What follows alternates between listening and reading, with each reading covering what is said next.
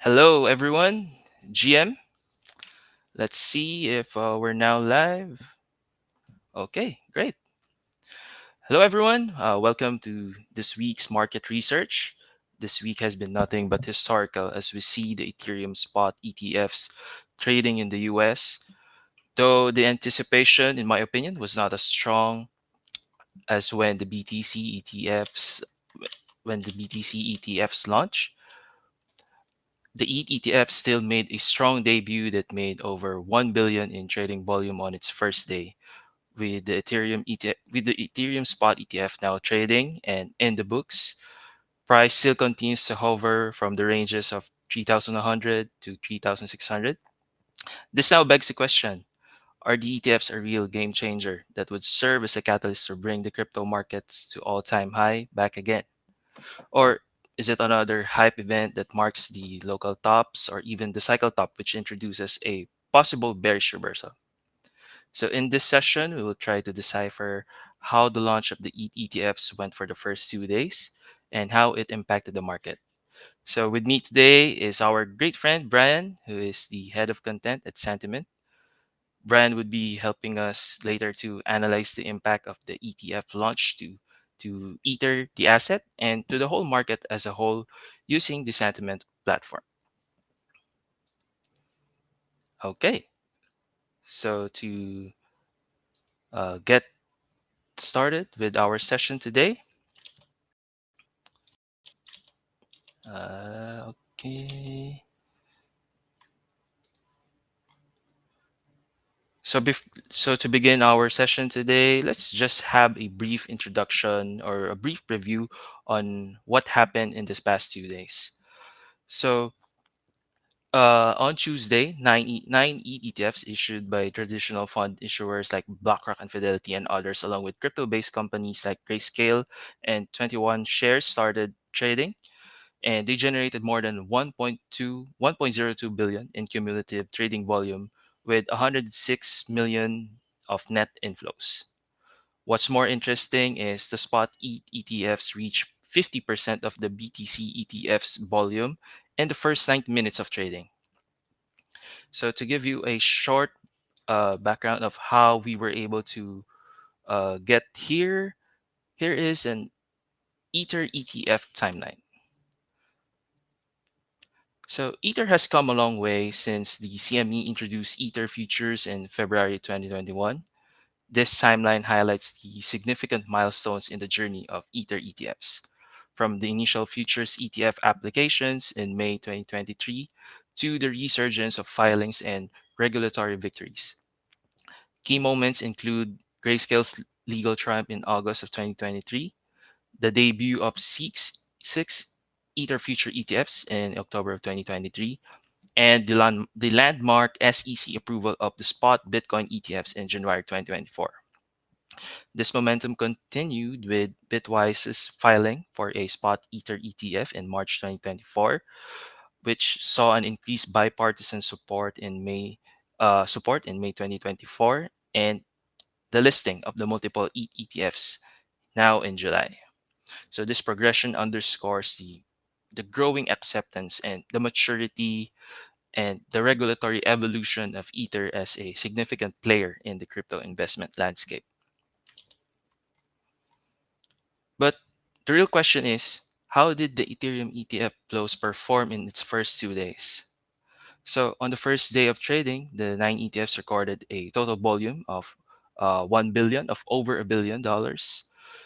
But the real question, but the most important metric in discussing ETFs are actually the inflows and the outflows.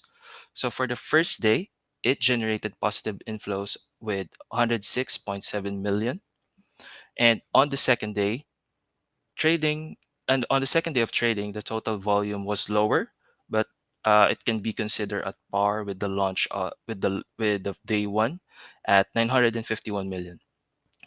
The issue on day two was the reported net outflows that and at the time of writing this article, date from several sources don't add up to the reported 951 million. So it will be up for verification. But just to give you heads up on the day two trading of the ETFs, 7 ETFs posted inflows, with Fidelity and Bitwise leading the group with the largest net inflows, posting 74.5 million and 29.6 million respectively. Now, let's try to decipher if the ETFs is really a top signal, or uh, it could be the start where cryptos would emerge higher. So let's start with the top signal. So the bear case number one. So for the bear case number one is the market rotation from the tech assets. So in an article published by Bitwise Asset Management last July 2, Ether was referred as a high growth technology play. And as stated by Matthew Hogan of Bitwise Asset Management, Ethereum is wholly different. Ethereum is structured as a technology platform. It is a fully programmable blockchain that serves as the backbone for new crypto based applications like tokenization, stablecoins, and DeFi. So here you can see the difference from Bitcoin and Ethereum in terms of how Wall Street perceives it.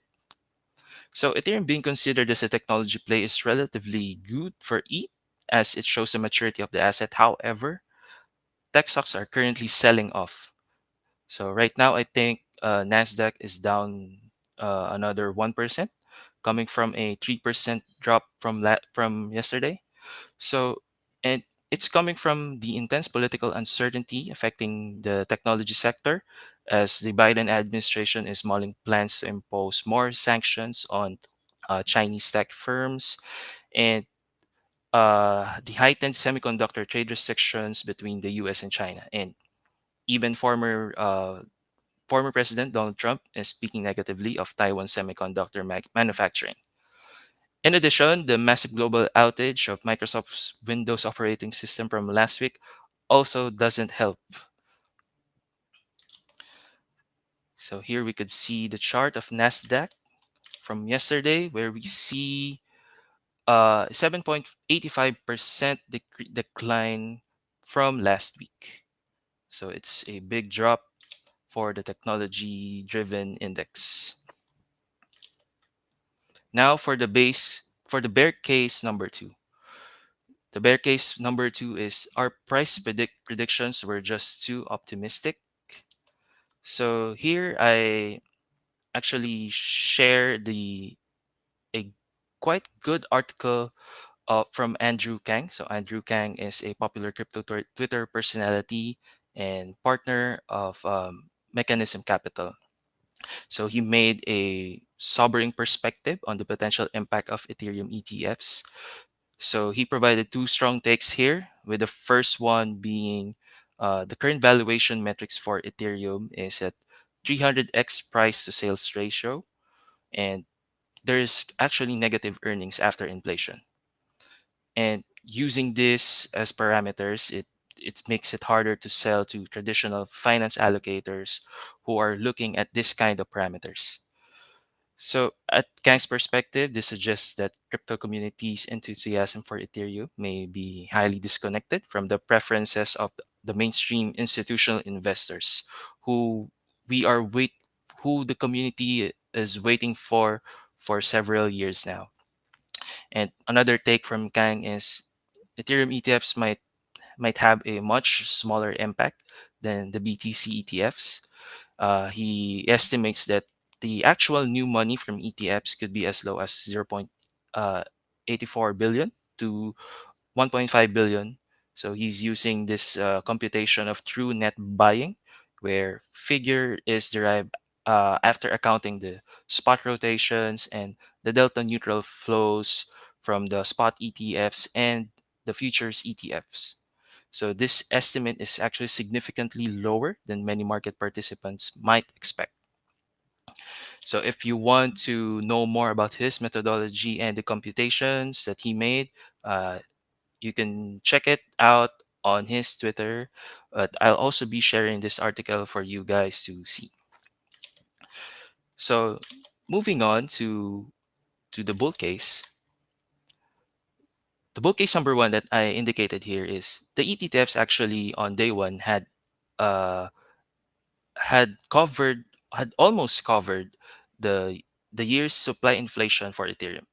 So Ethereum supply for 2024 increased by 50,000 Ether, which amounts to 160 million. And the first day of ETF inflow generated 106.7 million of demand, which almost covered the whole ET's supply inflation for the year.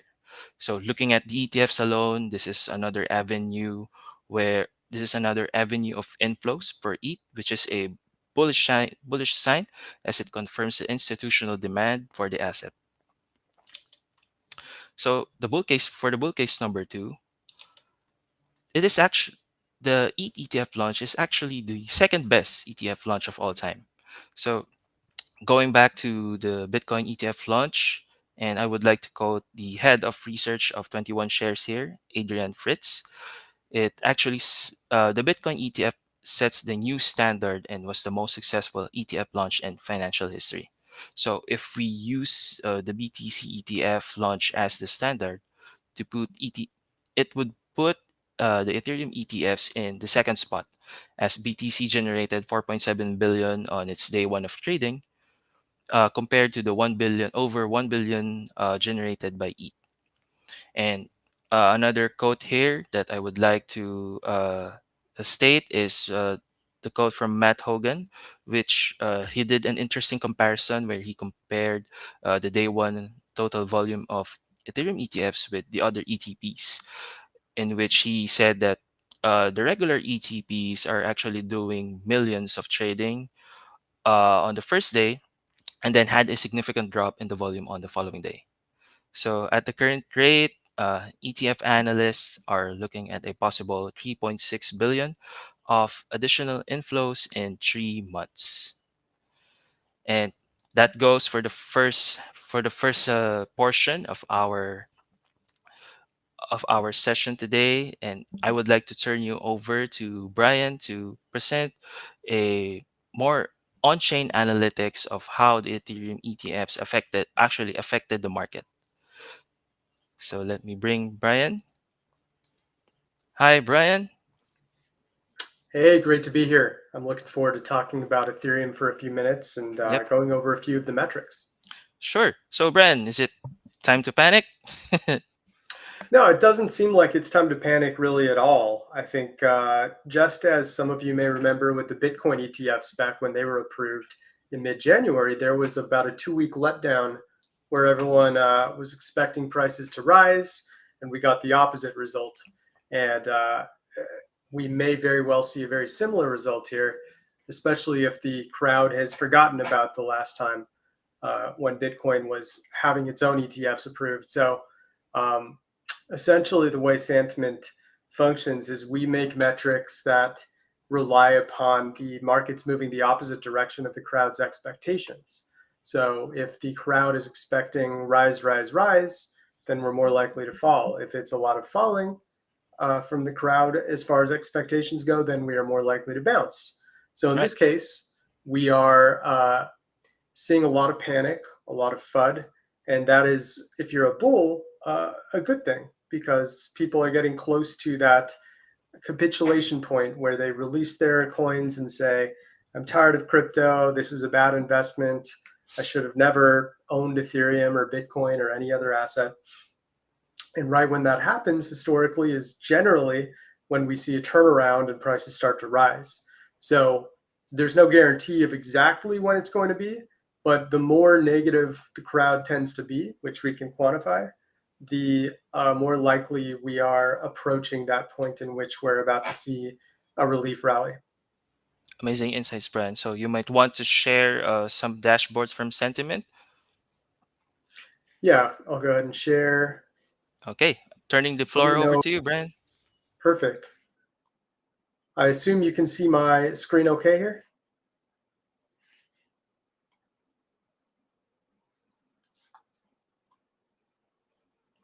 I think so. Okay. So this is the price of Bitcoin versus the S&P versus gold. And then we're also looking at the funding rate of Ethereum. I'm going to unlock this so we can actually see the price of Ethereum instead of Bitcoin. Normally, this template shows Bitcoin by default, but Santiment has a lot of functions like this where you can simply lock or unlock and get different assets compared on the same template you just had. It's a really cool feature. I'll definitely make more videos you guys can check out in the future. But as far as Ethereum goes, we can see the topping that started to occur right when the S&P here started to have its downturn. Now, I don't think the Ethereum ETFs had anything to do with the S&P 500 hitting a top. There is simply far too many other factors, especially with the U.S. presidential candidates changing seats and the Trump assassination attempt. There have been a lot of different factors that have impacted the S&P 500, but Ethereum is essentially going to be right here in the mix of how Bitcoin is performing relative to S&P 500. Now you can see I now added the last 3 days or so, where you can see the fall really beginning and going in tandem with what the S&P 500 and gold are doing. So everything is dropping together. And keep in mind, this purple down here is representing the funding rates.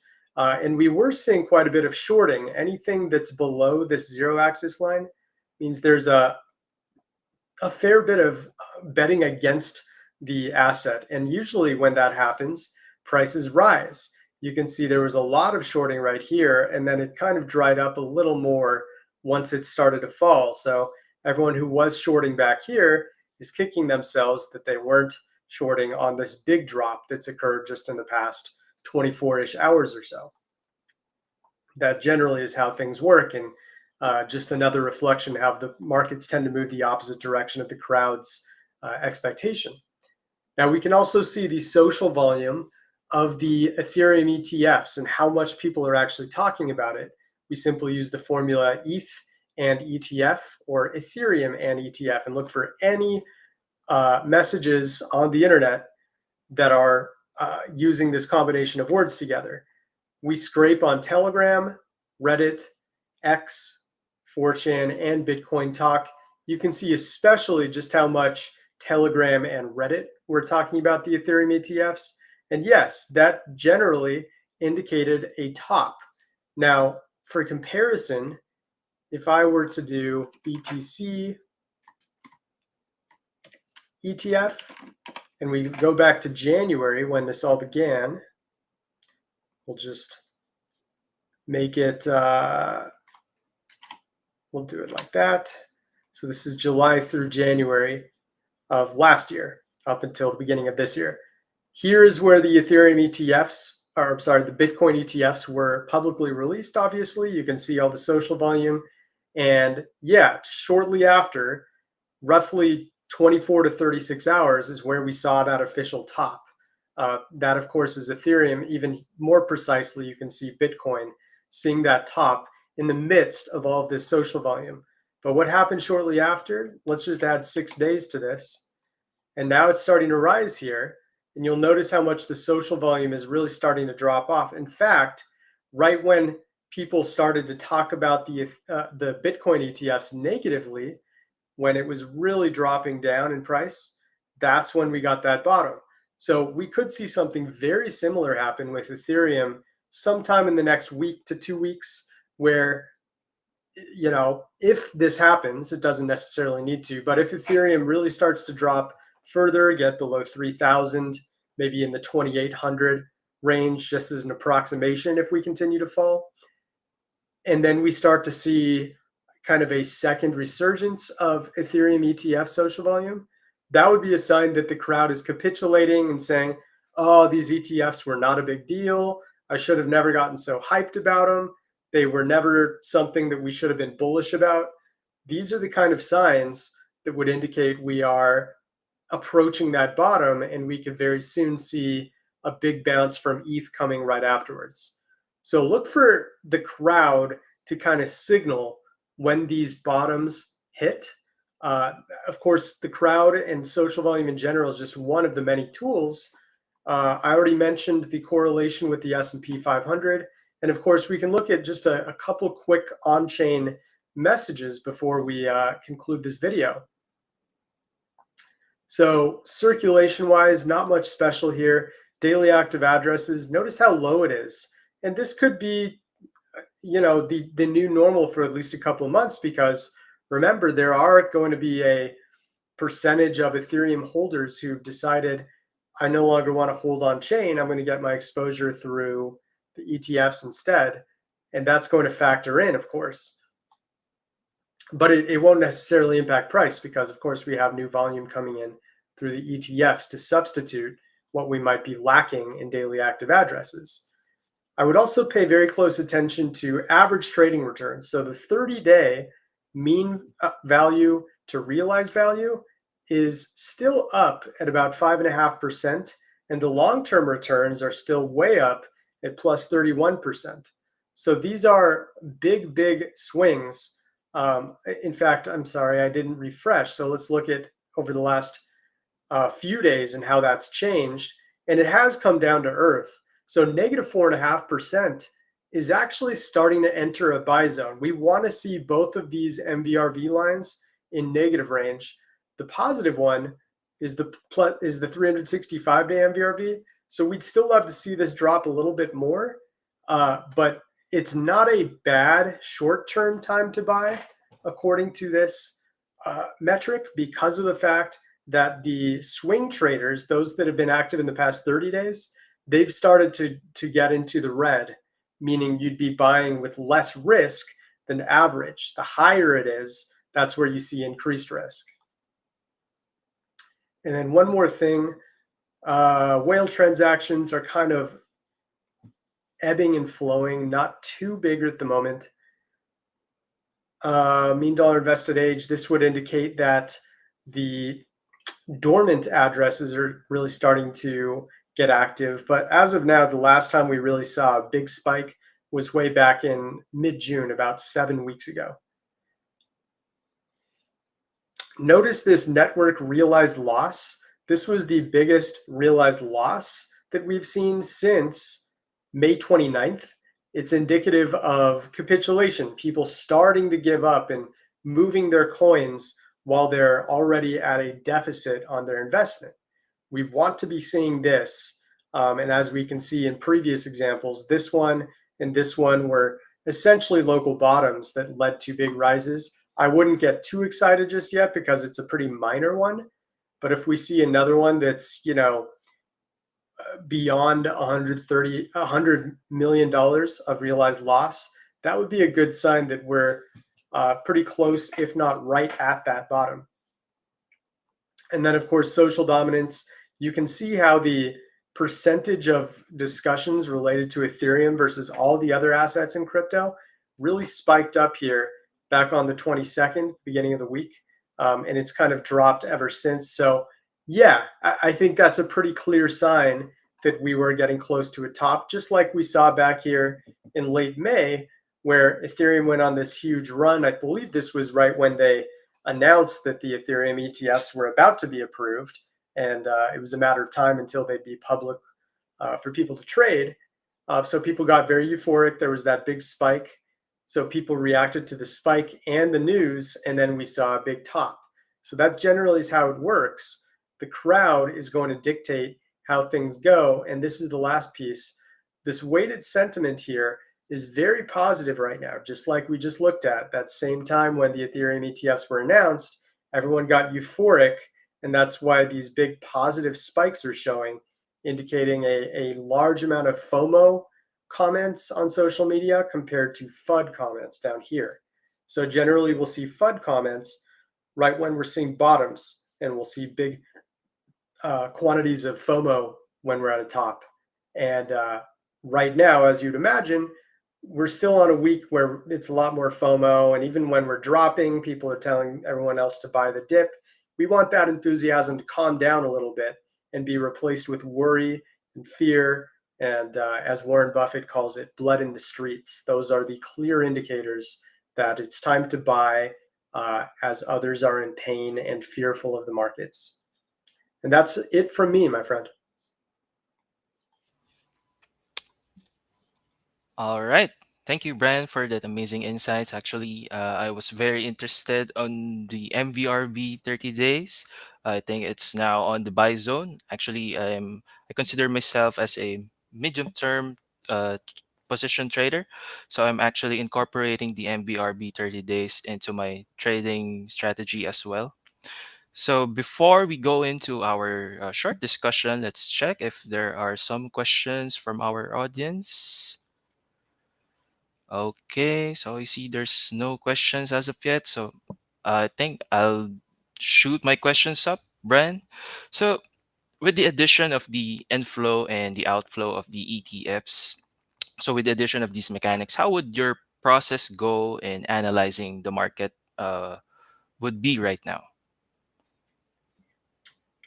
Based on the inflows and outflows of the ETFs. Yep. So there's additional inflow and outflow mechanisms from the ETFs, and then there's the on-chain analytics or the price action coming on chain. So I'm actually curious on how you do your analysis for Bitcoin and Ethereum. So do you put weights on your analysis? Are you more into the on-chain analytics, or do you also incorporate the inflows and the outflows of the ETFs that's happening daily?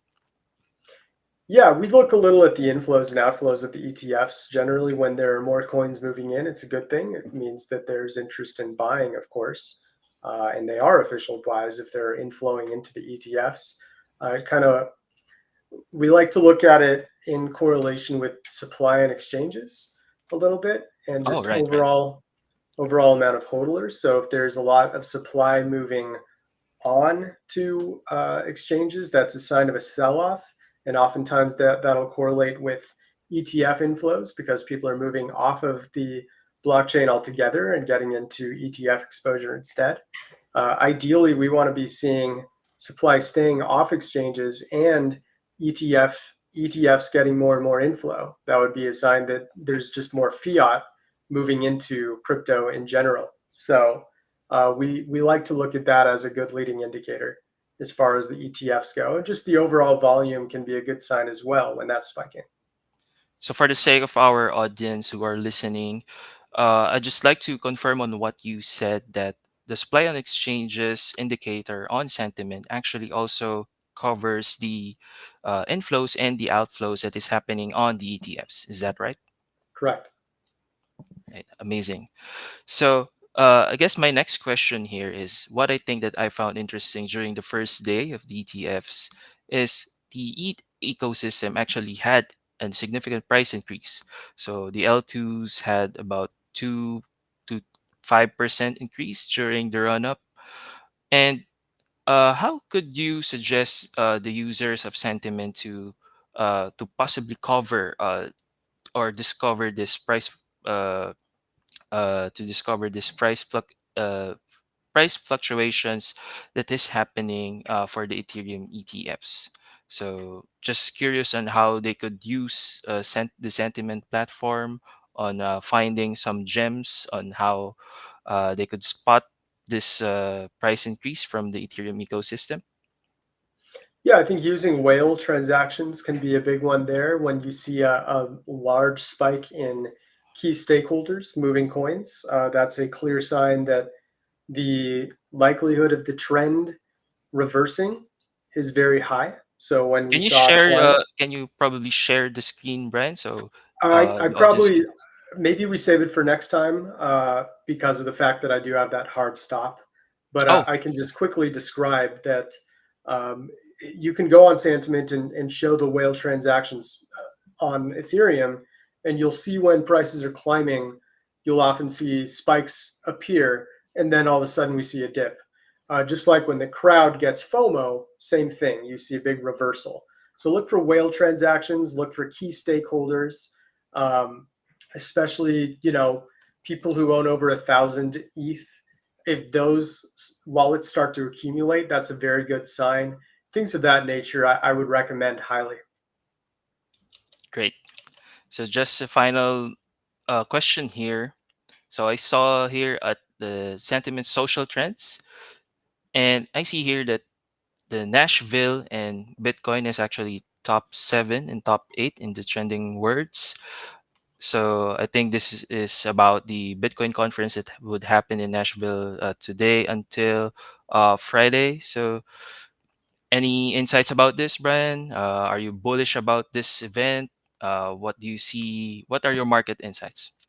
Yeah, events are always interesting because they're already pre-known, and unless there's something significant that happens, Trump is likely going to say something pro crypto, which won't be a surprise, but could likely bump up the markets temporarily from some FOMOers who are watching the event live. Um, but events in general, even when a political figure is going to be there, uh, it's a little bit baked in. So there might already be some anticipation of Trump saying some pro crypto stuff that has caused some people to buy already. I wouldn't be too excited about a huge shift from it, but of course, uh, just a few events ago, we saw something significant happen with Donald Trump. Of course, no, uh, it's a serious matter, so I don't want to joke about that. But clearly, you want to look for anomalies and unexpected outcomes from events as a sign of market turnaround. And obviously, we're not a political channel, but we did note that the attempted assassination was kind of the rally sparker for crypto because Wow. the crypto community, sorry, Oh, no, no, no. the crypto community tends to be pro-Trump from the evidence we've seen so far. So anything that bolsters his uh, probability of being the next president generally has shown signs of being bullish for crypto. So if he has a positive outcome on this conference, look for that to give a slight bump, even if it's a temporary one, to crypto markets. Interesting. We'll surely look for the social trends and sentiment in during the whole span of the event. All right, so Absolutely. I think we reached the end of our stream. Let's check if there are questions from our audience. All right, I think there's no questions from the audience. So, Brian, before we let you go, any final thoughts or any message to the community? Any message for the sentiment community, for those who have questions or would like to address concerns about sentiment? Where's the best channel to reach you guys? Yeah, you can join our Discord server. Just go to our Twitter/X channel at Santiment Feed. Go to our link tree in our bio, and you'll see our Discord, how to get a free trial for Santiment. You can use the code 3X Capital in all caps, where we have a 25% off discount code. Um, and it's a great way to support you guys as well as us. And we hope to see many of your faces in our channel so we can chat markets with you. All right, great. Thank you so much, Brian. So it's been a pleasure to speaking with you, Brian, and discussing the markets, the impacts of the ETFs. Uh, so looking forward to seeing you again at our next market research. And there you go, guys. Thank you, and see you again next week on our market on 3X Capital's market research. Bye.